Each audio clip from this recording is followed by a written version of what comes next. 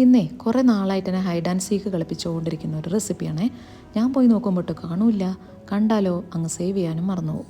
അപ്പോൾ കണ്ടപ്പോൾ ഒരു ക്യൂരിയോസിറ്റി ഒക്കെ തോന്നി അങ്ങ് ഉണ്ടാക്കി നോക്കാം കേട്ടോ. കുറച്ച് കടുകും ഉലുവയൊക്കെ അങ്ങ് വറുത്ത് പൊടിച്ച് വെക്കണം. അത് മാത്രമാണ് എനിക്ക് പിടിക്കാത്തൊരു കാര്യം കേട്ടോ.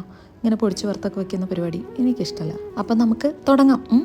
കുറച്ച് അങ്ങോട്ട് നമ്മുടെ നല്ലെണ്ണ ഒഴിച്ചു കൊടുക്കുക. നല്ലെണ്ണയാണല്ലോ അച്ചാറിന് നല്ലത്. അതിലേക്ക് ഉണക്കമുളകും കറിവേപ്പിലയും കൂടെ ഇട്ടിട്ട് അങ്ങോട്ട് വറുത്തെടുക്കുക.